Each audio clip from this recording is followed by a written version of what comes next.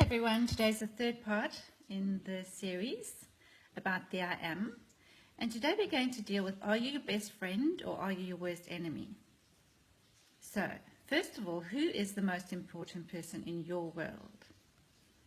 So some people say it's my husband, it's my children, it's my family, but the real and true answer should always be, it's me.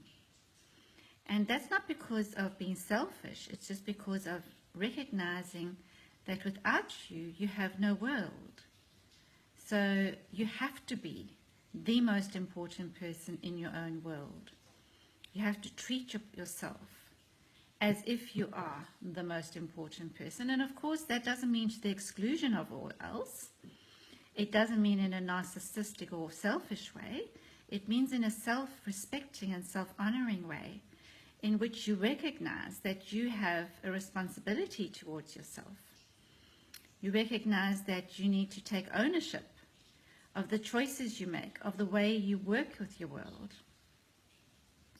And so it's really important that your inner dialogue, when you are dealing with yourself, when you're speaking to yourself, is a loving dialogue, is one that's based in care and interest, and recognizes your own significance and importance in your world, that you treat yourself kindly and gently and lovingly.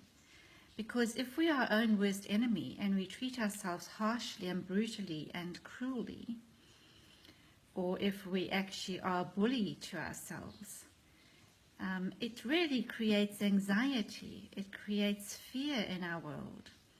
It takes away any potential joy that we could feel, because we have this inner toxic voice that is really unkind and that treats us in a disrespectful and dishonoring way.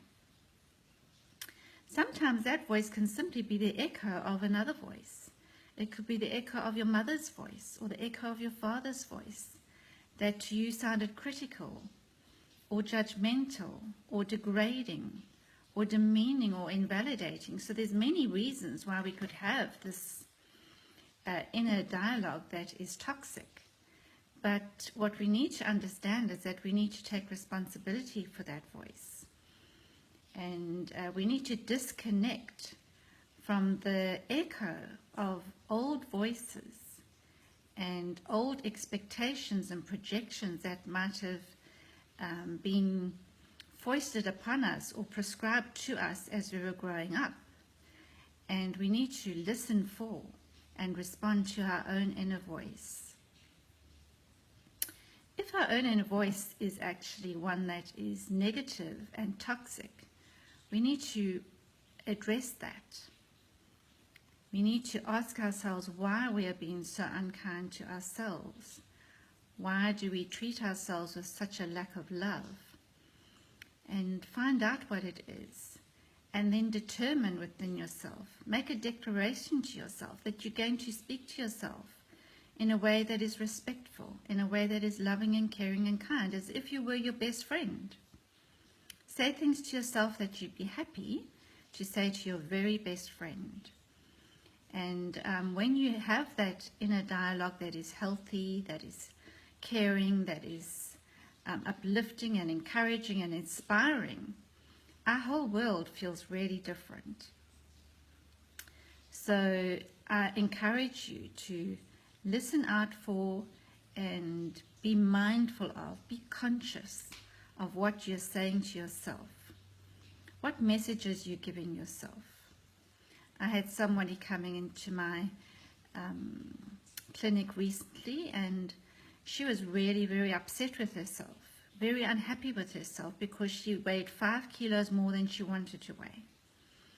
So I needed to point out to her that the difference between happiness and unhappiness to her was just 5 kilograms. And if you really think about it logically, it doesn't make much sense. So why would we berate ourselves, be unkind to ourselves and punishing of ourselves and critical and judgmental of ourselves because of a mere 5 kilograms? And so it can be something as simple as that, that actually can interfere with the healthiness or the wellness of your relationship between yourself and your own I am. And then this, of course, is going to influence how you affect your world, because if you're happy with yourself, you'll be happy with your world.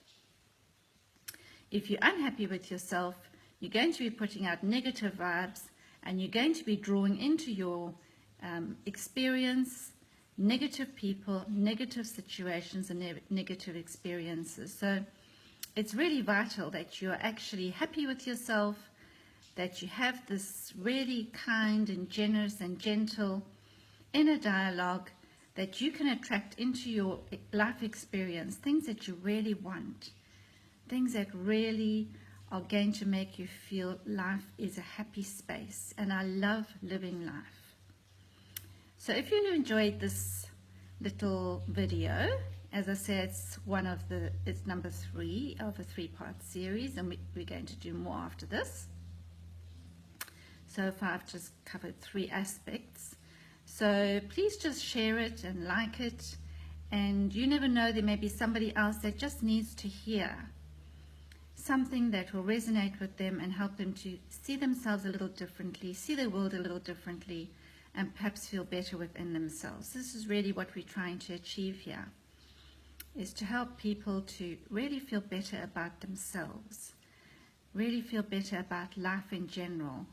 So please just like and share, and if you are listening and you would feel like you need a one-on-one session with me, feel free to contact me on my Facebook page, Wellness on Steroids, or you can go to my website, which is bodytalkwa.com.au, or contact me on Gmail, bodytalkwa@gmail.com. I look forward to hearing from you. If you have any comments, any questions, please feel free to post them. Thank you and have a lovely day. We'll be chatting again soon.